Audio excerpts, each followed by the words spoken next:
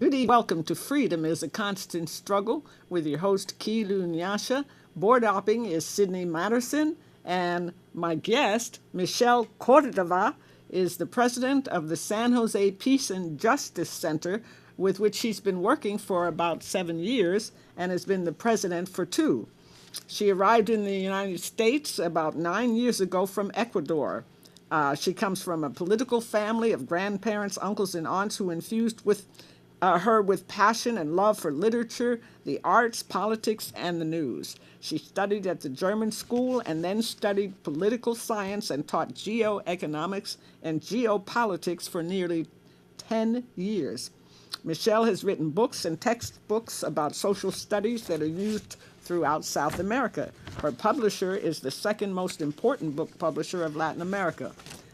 Cordova has also written articles for several newspapers about Latin America's politics and economics and topics related with the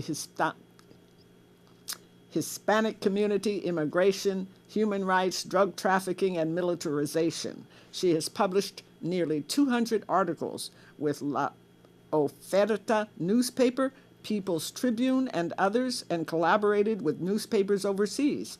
More than 70% of her articles has seen the cover of the newspapers. She's a political analyst for Russia TV, RTTV, on issues related with militarization and human rights, and through the Peace and Justice Center works in conjunction with nearly 30 organizations that are their community partners as well as other nonprofit organizations. Today, we'll be discussing the disappearance of 43 students from Ayotzinapa in Mexico and the ongoing campaign to demand their return and or justice. Welcome to Freedom, Michelle Such a Cordova. pleasure. Thanks for having me. Such a pleasure to be here. It's an honor. Thank you so much.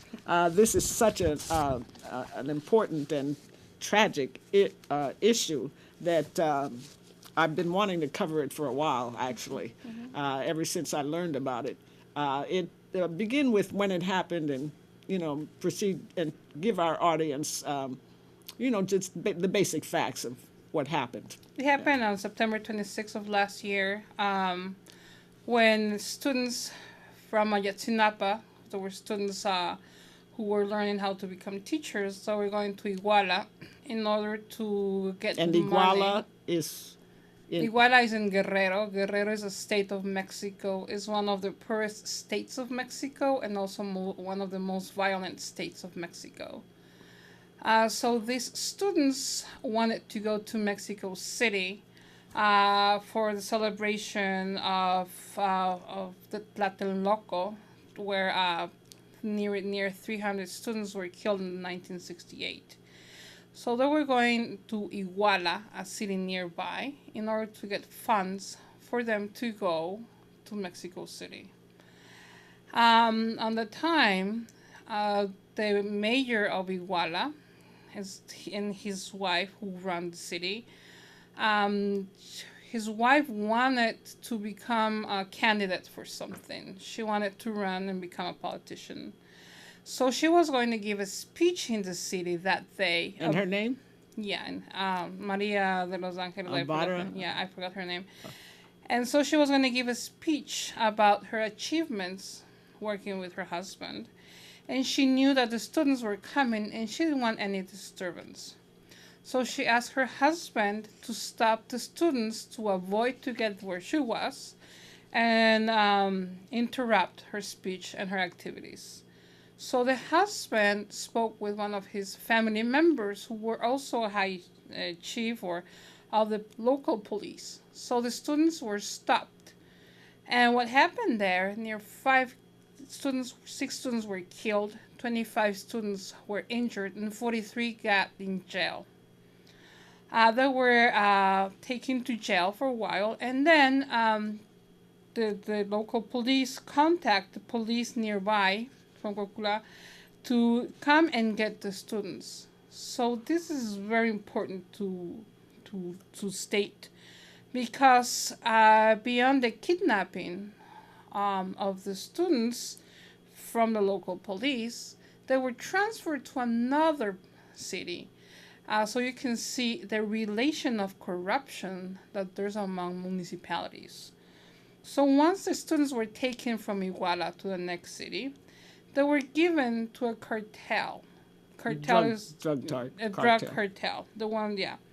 And then the chief or the leader of that drug cartel gave the order to kill them because, according to him, he thought they were members of his rival group called Los Rojos.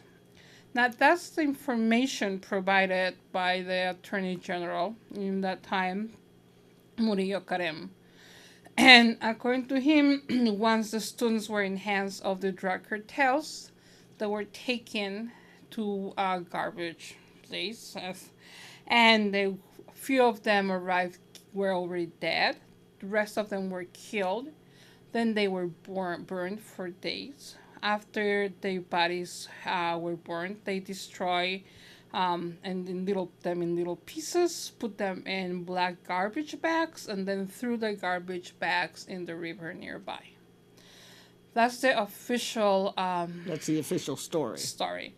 Now that's based in near 400 statements that the government obtained. Now, here's something important to tell. Uh, Mexico is among the countries that obtains a lot of the information through torture. Actually, the United Nations acknowledged, informed, and told that they have to work in that. And there were 73 points that they were considering.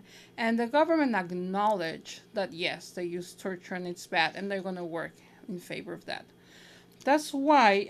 So the UN has already pretty much indicted them for their ongoing torture, and they're claiming that they're going to clean up their act. Yes.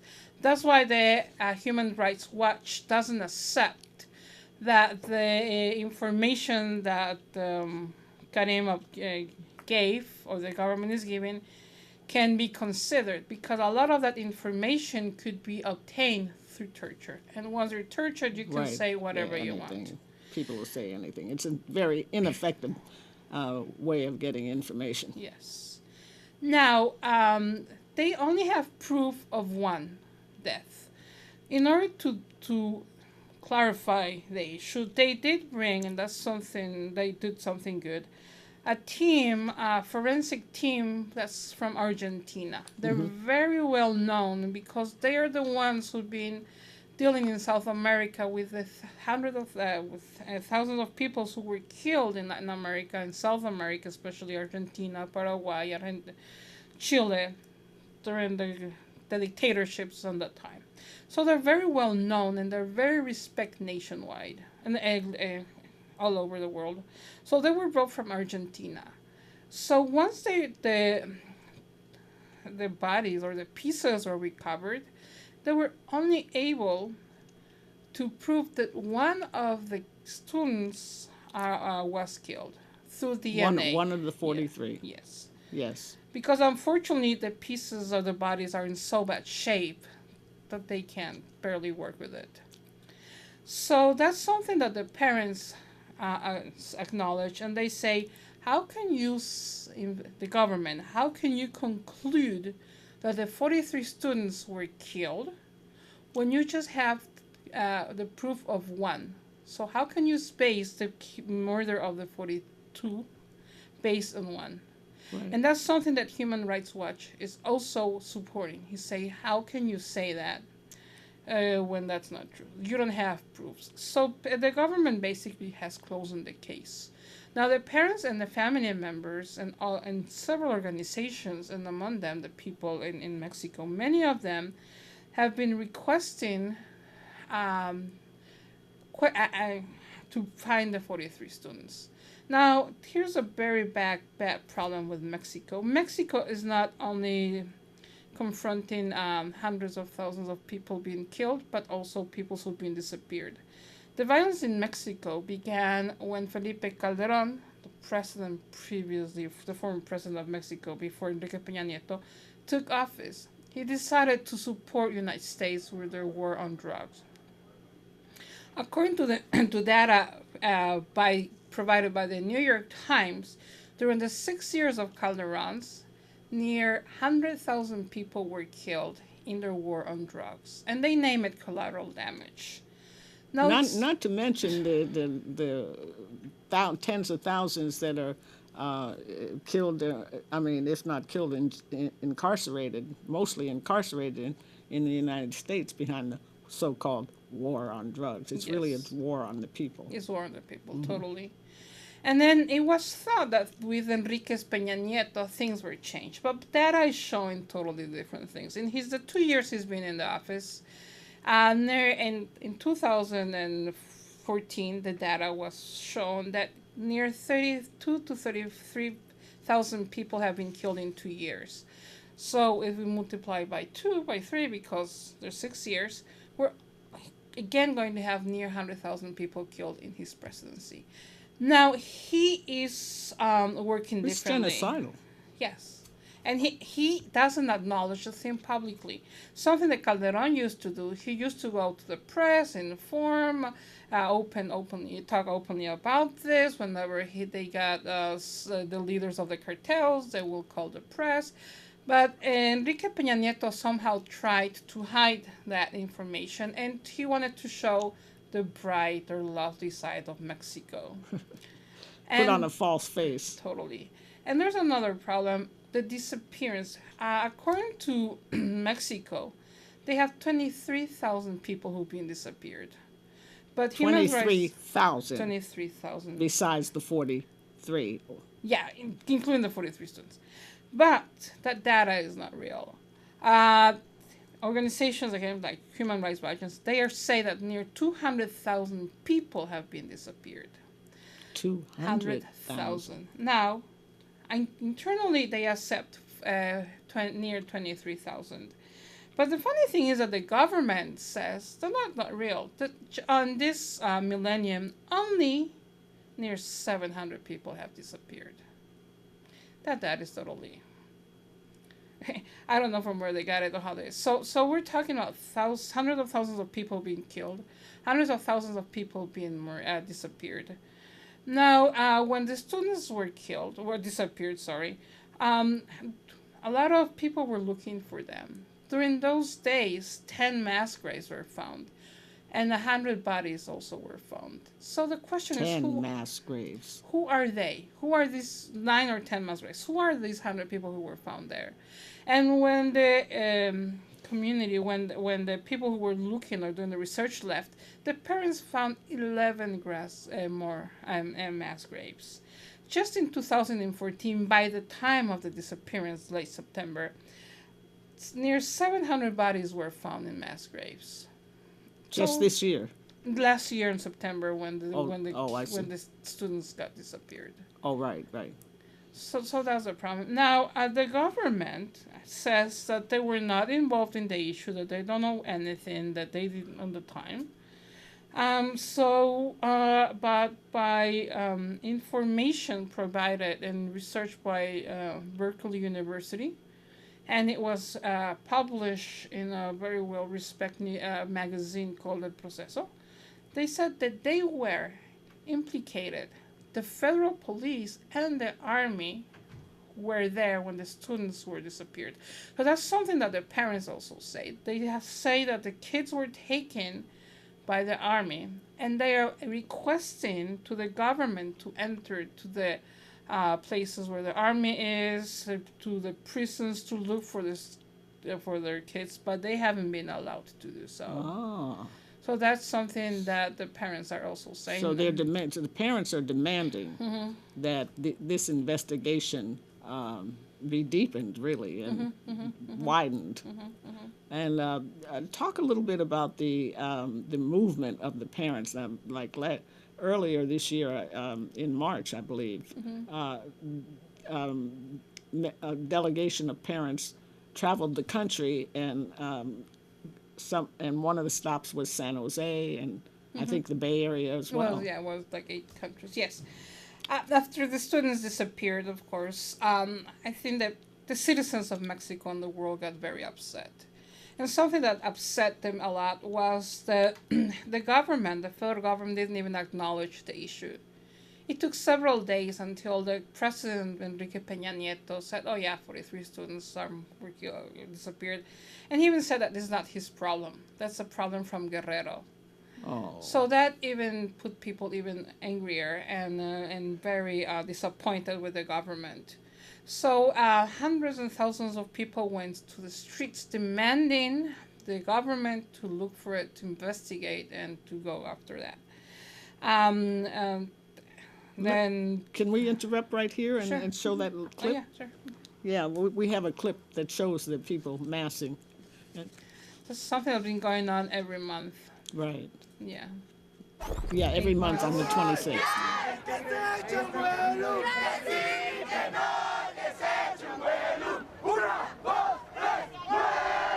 Tens of thousands of people have turned out for this march here in Mexico City. You know, leading up until today, I heard from a lot of people that they thought these marches were dying down. They're held on the 26th of every month. That is clearly not the case here. As I mentioned, tens of thousands have shut down some of the largest streets here in Mexico City as they march. And it's really an eclectic group, from large student groups to unions. Business people are here, housewives, people who are demanding reform, and they are demanding justice. The big issue here, of course, are the 43 college students who went missing last year, and it has been on the 26th of every month since then that these rallies are being held. The cry, the call, is for those 43 to be returned, to come back home, because they were taken alive. They should be able to come back alive. But as you can see, as these groups are coming by, there is something I want you to notice. See this white sign here, black and white, with the fist holding it up, and it says number 43. That is the overwhelming theme of this march, which is that the government did it. The government is responsible. The government is culpable in all of this. These protesters have one thing in common. They have lost faith in the government of Mexico to protect them, to take care of them, and to not be in collusion with who? With drug cartels, with corrupt officials on the local level, governors, city officials. Remember, the 43, when they first went missing, as they went missing, it was about those 43 being tied to a mayor and his wife. You can see the crowd, it's really loud. But what are they demanding? They want President Peña gone, out of power. I gotta tell you, I think this may be the bigger issue out of this whole march, is that it's not just about the 43 anymore. It really seems to be morphing into a call for Peña to step down. That the belief is that he is no longer has the confidence of the people to be able to lead the country and to protect them. Whether or not these marches continue in the next few months remains to be seen, but I can tell you this, based on the energy of what we've seen out here today, I would say it would be hard to believe that it will not continue. Again, tens of thousands of people stretching a mile this way and a mile this way. The numbers are absolutely incredible. Reporting from Mexico City, Ben Swan, RT. Okay, so yes, that was a good report. Do you want to comment on that? You've worked with RT, as a matter of fact. Yeah, I work with them, especially with human rights and militarization. So yeah, after these demonstrations began, the President Peña Nieto had to acknowledge the issue and said, yes, it's a federal issue. We're going to investigate the government. We have to get involved. And then it was something funny. He left to China, and then there were protests, and among them they burned the door, the entrance door of the presidential house.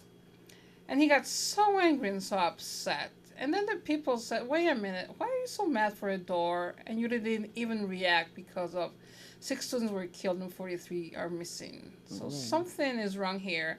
So this huge coalition of people who was coming to the streets, the youth, the poor, the farmers, the middle class, they began demanding Peña Nieto to leave, to resign. They kept doing that, and well, with the time and now with the months going through, things have calmed down. But the parents keep requesting and looking for their students, for the kids. So they have done several things. There were commissions who went to The Hague, who've been in the International Court, who've been in the Vatican, for Catholic countries like Latin American ones, and Mexico is among the biggest one. The Vatican position is crucial. That's why they go there, and they always request for their support. They went to the United Nations, and then three different caravans, the name Caravan 43, came to the United States. So some went to the West Coast, the other went to the Midwest, and the other came to the West. So it's three different caravans that covered the states. Yes. Right. On March, and then Were parents of the students involved in each? They were parents. They were students who classmates for the 43 disappeared, right.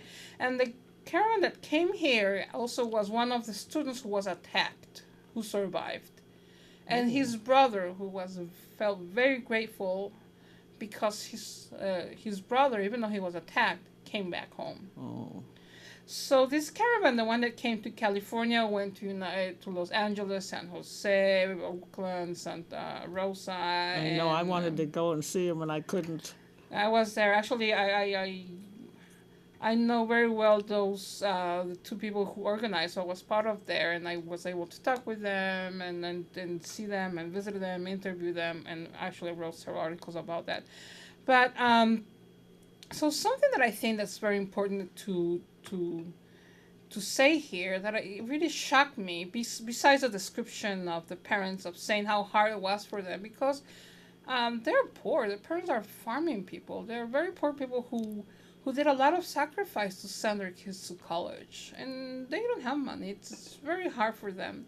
So besides all the sacrifice they've been doing, that the boy, the survivor, he was saying they were there also to request the United States to support the parents, to ask for the Mexican government to continue looking for them, and also to stop Plan Merida. Through that, the United States sends billions of dollars to Mexico. Plan, what is Merida? It's Merida. Merida. Yeah. And also to stop that. But something that really shocked me or got me was when he said, I just want you guys to make sure that if tomorrow any of us or any of the parents are kill themselves or have an accident, we were killed, or somebody did the accident. It wasn't to suicide. Happen. Yes. Because we're really strong and we want to look for our family members. So that really impacted me, and I wow, and he was right. So after these three caravans went through the United States, they all met in New York, and they were talking in the United Nations, and then they want to talk with the president and so on. And so afterwards, a few caravans went through Europe, actually 2 or 3, and now they're in Latin America and actually in Argentina. They were recently talking, and there were protests in Argentina. So they're still traveling. Yeah, they're still traveling. Right on. And they're called Caravan 43, or in Spanish it would be Caravana 43. 43 for the 43 so disappeared. Yes. All right. And then whenever they go, they have a nice banner with a picture of each of their kids with their names, and then they also say things about them, and also whenever they also go to the Mexican consulate to demand that, and there people comes and they receive the support from local people who's there and so on. Right. So but the problem, I think that the issue with the 43 opened a huge problem that's right now, and through that we've been able to work more with data, and information has been vital for us, and has been and reports have been written and so on. So that's I think that's a very important, and it kind of opened up the can of worms. Yeah, and now all these horrors can be addressed and better publicized because of it.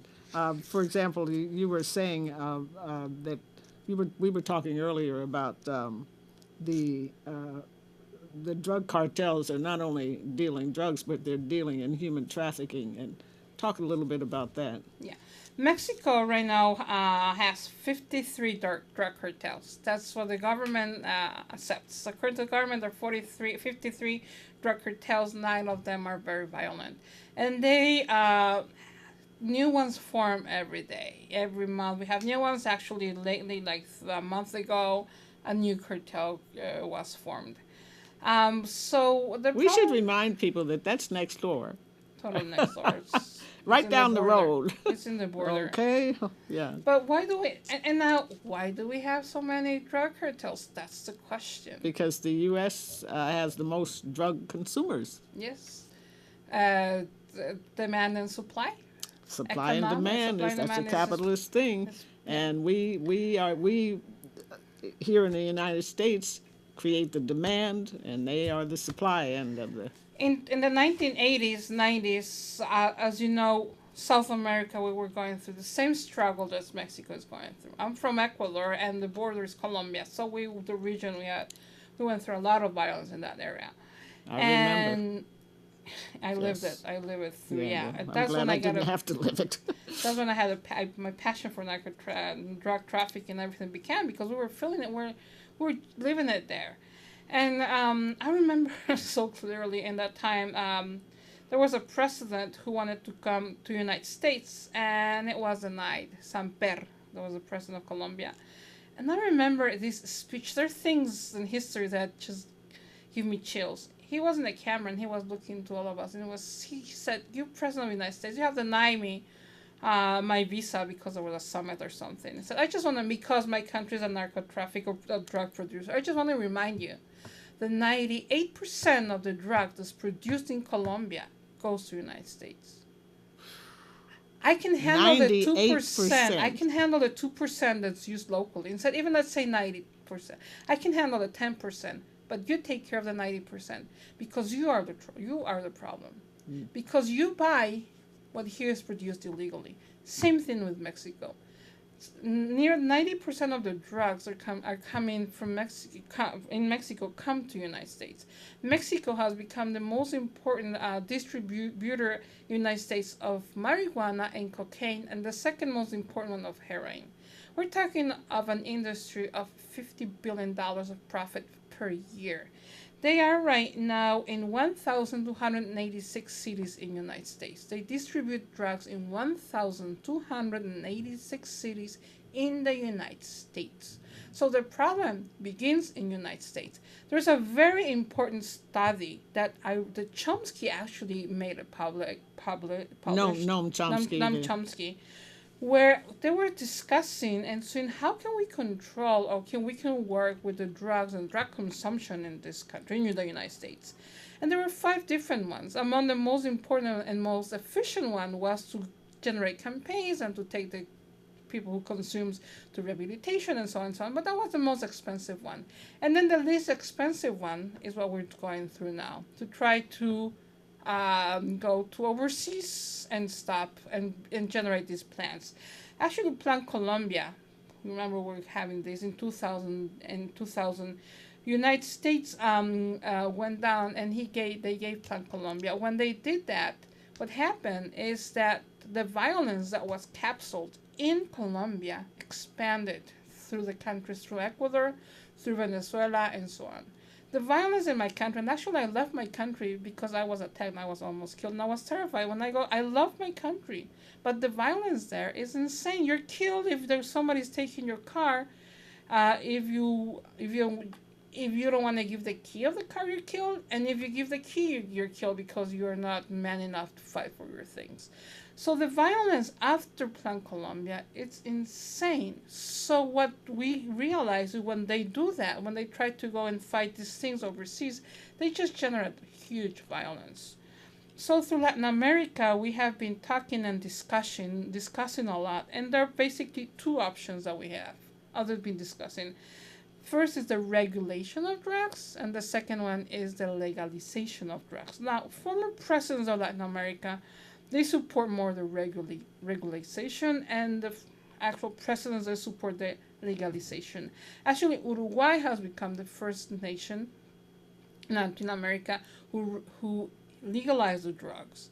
What they do is they produce a drug, they produce a good quality of drug, because that's something very important, because, if you just the drugs in the streets, you cannot guarantee that the drug will be pure. Right. And it won't become deadly. Right. And all the money that they get so they produce, distribute, and they get the money, and all the taxes that they get for it, it's used to rehabilitation. I knew you were going to say that. It's perfect. And it makes sense. Yes. Yes. So that's the big debate in Latin America. And now something that's happening, and it's terrifying for me and everything, is that these cartels are not only in Mexico right now. They are going through controlling Central America and even South America. The Zetas is one of the most violent cartels. You can find them now controlling parts in South America and Central America. Honduras, it's called the Northern Triangle. It's Honduras, El Salvador, and Guatemala, the triangle of Central America. It's one of the most violent regions of the world right now. And actually, it's called what you're doing in the United States with their policies, international policies, is what they're doing is they're bleeding our nations to death. Because we're talking about hundreds of thousands of people who's been killed. And now the drug cartels are not only dealing with drugs. Now they're smuggling people. We are talking about human trafficking. A lot of the situation because of the violence, people is terrified. They want to leave their nations. Why are you going to leave your country, your beloved ones, your culture, your history, if there's not a strong reason? They're fleeing from something. Nobody wants to go to a strange foreign nation unless they have to. So they're being charged from $2,000 to $20,000 from the coyotes or the drug cartels just to cross the border. Could you imagine how much that is? And in countries where we just earn like $300, $700 a month, they're putting their lives in their hands. So now drug trafficking and the human smuggling is a $35 billion industry per year. So now drug cartels are not only now dealing with drugs or trafficking drugs or trafficking human beings, they're trafficking cigars, they're trafficking stolen cars, they are kidnapping people, and so on. So you name it. Right. So now we don't just have to deal with drug cartels, we also have to deal with organized crime. And the violence is insane. Now we're talking about... It just sounds insane. Now we're talking, and everybody's shocked because what's going on with ISIS, who's beheading people and stuff like that. Just in 2011, in Mexico, 596 people, near 600 people were beheaded. And nobody cared. Nobody said anything. In what period of time? In the 1 year, in 2011. In 1 year. And nobody said anything. Right. And now everybody's shocked because of what's going on in the Middle East with ISIS. And the White House should not be shocked at beheadings because their best friend, their number one ally, Saudi Arabia, beheads women and people or individuals every week in Saudi Arabia. I mean, they behead women for adultery. Of course, the men, they don't have anything to do with adultery, but it's unbelievable. So the beheading is happening in your backyard. You don't even care. People doesn't know about it. The media doesn't talk about it. Exactly. And now something that's also very disturbing for me is how we're getting used to the death and the violence. Yes. I think that the 43 students came out because of the number of students, 43. But you listen and you hear about 2 killed here, 10 killed there, 10, and that even happens to me when I read the newspaper or the articles or whatever. I just stop when I see 10 killed, 3, and then I tell myself, is that normal to me now? Just listening. Oh yeah, 1 kill here. Well, even right here, Ferguson, Baltimore, Cleveland. I mean, every time you turn, New York, L.A. Every time you turn around Oakland, every time you turn around. A black or brown person, mostly, is being shot and killed by the police. And that's something important to state. I don't know if you have heard about Elena Poniatowska. She's a very famous writer from Mexico. She's from the left. She has won very important awards in Latin America and Spain. She's among the most important writers right now. And she's the one who wrote What Happened in Tlatelolco in 1968. But anyway, she states and she says openly, Mexico is a racist country because all the people who've been killed are poor people. That's exactly what's happened here with Ferguson and Chicago and Baltimore, you name it. There are people attacking the poor people, the native people. So right. Yeah, Mexico is a racist country, according to Elena Poniatowska. And another important thing is... in fact, most Mexicans are brown, and the elites, the hierarchy is almost always very fair-skinned. Yes. So Yes. I don't miss that either. Yes. Yeah. Yes. And that's an issue. And now we have to ask ourselves, how can this happen in Mexico? What's going on? So first, of course, and so we're talking about two important terms. First is a failed state. That's a term that Mujica, the president from Uruguay, said about Mexico recently. Later on, he said, I'm sorry, in a minute. But a lot of people is talking about failed state. Now, there's a debate in the government of Mexico in saying, we're not failed. We're still, and I remember this in an interview with somebody was talking about it. We're not failed. We're still getting the garbage from the street. Haven't we pick up the garbage from your house? So if your concept of a Oh, government Oh, is to wow. pick up the garbage from the street, Wow. Not take if care you of value people. how good your government is through that, I think That's something is wrong. pathetic. And Wow. so, but the most important is the corruption that we find in Mexico and the total broken judicial system. We're talking about 200,000 people, according to Human Rights Watch, who have disappeared in Mexico since Calderon. All this data we're talking since 8 years 8 years. previously. So Calderon 6 years and 2 years and a half Of Nieto. of Peña Nieto. So all this data is since we began the war on drugs in Mexico.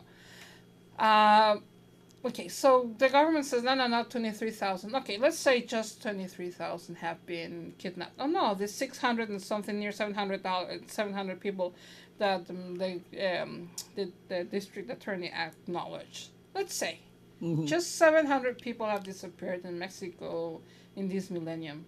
Question, how many have gone in jail? How many trials have been there? None. Well, that's Zero. like how many police officers have been indicted or or sent to jail for killing black Nobody. and brown folks. Nobody has been sent to jail. There has been no Not at all. trials. They just not do at this all. stuff with impunity. So the judicial system is totally broken. And also we're talking of Mexico about a narco state. That's what the those who study all this talk about it. And what are we talking about narco state? Because Mexico, in every single level, and in the legislation level, the governments, mayors, and local police and everything, you have heads of cartels, or you have members of cartels. So the cartels have spread everywhere, and they really control everything. And the case of Iguala shows it. We had, 3 different organizations involved, different cities Right. where you can exchange the people you have. Yeah, here you are, there, thanks. Right. So that really acknowledged the corruption. And the cartels, they spend $1 billion every year just to bribe the police. We're talking just about the police. Imagine how many billions of dollars is being used to bribe politicians or to bring them in. Like the case of the mayor and his wife from Iguala, who are right now in jail, but not because of 43 students disappeared, but because of another case. They her brothers, they began a cartel organization that they later became the Guerreros Unidos.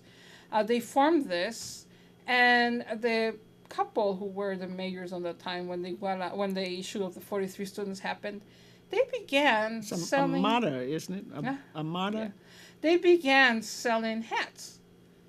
And then jewelry, not expensive jewelry, just Costume Yeah, jewelry. And with that, they have 17 mansions. 17 mansions off of selling hats. So I think you and I should sell hats in the corner. I'll be happy with a little mansion to help everybody. Oh my goodness. And so, yeah, and they're totally involved. It's insane. So that's why nowadays, when you talk about Mexico, the words of failed state or narco state comes out. And a lot of organizations, human rights organizations, are saying it was a crime done by the state. Now, also the torture we've been talking about, and the police, the corruption of the police and the army is evident. The Commission of Human Rights of Mexico have had 9,000 people complaints about corruption in with the army. Actually, in June of last year, there was an issue where like 20-something people were killed Out of them, 15 had extrajudicial execution with a shot in the head. And 2 witnesses who saw everything, they were captured by the army, and they were tortured to deny that they saw anything and that the army was involved. So that's the kind of corruption that's right now going on in Mexico. Serious fear-mongering. And according to Human Rights, Transparency International, Mexico is the most corrupted democracy in Latin America, unfortunately. And if data, you could call it a democracy. And the data, yeah, we call it democracy. A hypocrisy. Yeah, and actually, that's a good point, because the PRI, the party that Enrique Peña Nieto is a member of, it's they ruled the country for 70 years. Right. And Mario Vargas Llosa, he's a very famous writer who won the Nobel Prize in Literature. Actually, he named it the perfect dictatorship because they were elected and over-elected. And actually, there's a great movie I suggest you guys to watch it. We just watch it, and we just show it in the San Jose Peace and Justice Center, and I gave a presentation about it. It's called The Failed State. If you watch that, you will understand really how things work. It's impressive. So, what were we saying about the failed state? The failed state is about what state? Mexico. Mexico. When the PRI ruled, the 70 years of the right, PRI. and spell that out for our viewers who may not know what those initials PRI stand for. It's Partido, which is, I forget. I got confused right now. I got confused with one in my country, sorry. But yeah, so but the PRI that's right now on the government, they ruled for 70 years prior. And they are called the perfect dictatorship. And something from Peña Nieto. Isn't it the right Revolutionary Party of this? Yeah. Something. Yeah. And so what happened with the PRI right now is, and this with Peña Nieto in this point, is that he was put there by the media. Yeah. There's a monopoly in Mexico. And also that's something that you can see in this movie, how they really rule everything, and then how they manage to put people there in power. Right. And so the thing is that right now, by the data is showing, we're even worse than before, because we have even more deaths than Calderon's era. So the things are getting even more violent. Right. The immigration is still rising. Yeah. And the cartels we're watching new cartels all the time. The judicial system is still not working. We see nobody's been taken. Right. There's no justice. Just yeah. Even us. the mayor and his wife are right now in jail right now. They're not accused, but the 43 students have been disappeared. They're accused because according to a witness, he killed an opponent who was running against him or something, and also he is known to kill one of the leaders of the teachers of So you have the mayor and his Ayotzinapa. wife who are murderers, basically. Yeah. So they're in jail because of other murders, but not because of the Not 43. because of the 43 students. Or even the Can we 6 take a couple of students. minutes and show that other clip, Please. Michelle? Sure. Cordova. Cordova. And Partido Revolucionario Institucional. The apparent murder of 43 students at the hands of police has struck at the heart of Mexican society. It's galvanized thousands to demand the government finally confront drug war violence and political corruption. Here's what's been going on since. Even though the government has suspended its search for the students, families of the disappeared are still looking. They aren't buying the government's story that the students were killed and their remains burned and tossed in a river. Even though an independent forensics team did match a bone on the riverbank to 19-year-old Alexander Mora Venancio. What isn't in doubt, though, is that federal, not just local police forces were involved in monitoring and attacking the Ayotzinapa students. During the hunt, almost a dozen unmarked graves have also been found, a chilling reminder of how Ayotzinapa is by no means the first of its kind. But Mexicans aren't letting Ayotzinapa fade away. They've taken to the streets in the tens to hundreds of thousands, and police have been cracking down. Students who were arrested in Mexico City in November said police threatened to, quote, Ayotzinapa them. Speaking about the unrest, President Peña Nieto said that every Mexican has a right to protest, but that the government has a right asegurar que las manifestaciones ciudadanas no sean secuestradas por quienes actúan con violencia y vandalismo. Strange, because protesters have discovered who they say are police informants among them, some of whom may have been planted specifically to cause violence. ¿Usted es policía? No, soy ciudadano, normal. Aquí decían que era el compañero, lo acaban de decir hace un segundo. Déjame en paz, pendejo. At the same time, the House of Representatives amended 2 articles in the Constitution that prioritize the so-called right of mobility, putting transit needs over the rights of protesters. Then on December 5th, after criticism of his handling of the mass demonstrations, Mexico's police chief was forced to resign. President Enrique Peña Nieto has put forward a 10-point plan of police reform that would replace municipal police with state police and aim to eliminate corruption. But some say the root of the problem is deeper. Nieto's approval ratings are at an all-time low, thanks also in part to his wife and finance minister, both of whom are under scrutiny for corruption themselves. The families of the disappeared are demanding that the Senate dissolve Guerrero's local government, which had a major role in the students' deaths, and that they cancel local elections scheduled for 2015. But the Senate hasn't made any moves. Meanwhile, each week brings new horror stories of drug violence. The question now is, will there be meaningful political change, or will it be too little, too late? Mexico has exploded in outrage over the 43 students who went missing at the end of September in the town of Iguala. The apparent murder of 43 students at the hands of That's it. Okay. Something that's happened in this, she was talking about political changes. Mexico is going through elections this Sunday. So This coming Sunday, June this 7th, I think. 7th, Yeah. yeah. Near 2,000 people is going to be elected, 1,996, among them Senates, Congress, legislators, Senates, 9 governors, mayors, and so on. Something new that's going to happen that didn't happen before is that independents can run. And actually, there's one named El Bronco. He was part of a PRI. Now he's running as independent, and he seems he's going to win.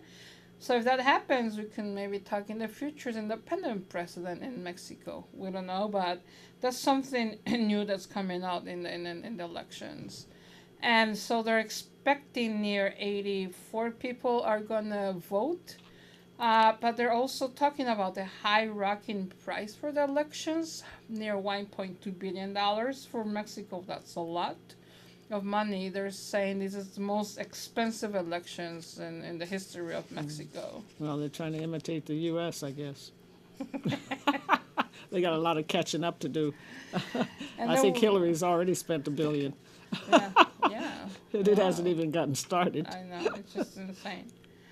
And actually, right now I'm writing an article about the elections in the United States. But anyway, and something important to say is that this week, yesterday, there was a confrontation between the police and family members of the 43. Near 120 family members were in buses, and they were going to the capital of Guerrero, of the state, to protest about these kids and the disappearance, and they're really suggesting or asking that if nothing goes, if there's no clarification in the case, they will not allow the elections. So when the police knew that were coming, they stopped the parents and the family members, and you should see the pictures. How many police members there were? Unfortunately, 5 people were killed. And so this is coming, they generate more violence. Instead of solving the problem, they're generating more violence. And there are other parts of Mexico who are also protesting, and among others because of Mexico is trying to do an education reform. So there's a huge dispute there. So the ballots haven't even reached several cities or towns now, and the elections are taking place on Sunday. So it seems that not everybody are going to go to vote. Are going to be allowed voting. So do you think it's going to be actively boycotted? That seems like that's what's looking like. Yeah. Well, I think that's a good idea for 2016 here. Mm-hmm. Yeah. Because all we ever do is choose the lesser of two evils, and evil is evil, and we're seeing the results of the evil that's piling up. Yeah. You know, every 4 years it's compounded, and it's just getting worse and worse and worse. Yeah. So I think we better start saying no. Yes. A loud, clear no. right? Yeah. So that's something that seems that's going on in Mexico. Right. Yeah, with the elections. So we'll see who's gonna win. I don't know if the PRI's gonna have or the PAN or the PRD. The PRD is the left party. You have the PRD, which is the left, the PAN, which is centrist, Yeah. and PRI, which is to the right. Yeah, they're right. Yeah, Okay. Yeah. And yeah, so we shall see. It's something also important. Is the PRD is the independent one? None of them is independent. None of them. Well, I thought you said that independents were going to run. Oh yeah, now independent people can run. They're not. Independent individuals. Yeah, independent individuals that are not associated with any of the party. three parties. Yeah. Gotcha. Okay. Something that didn't happen before.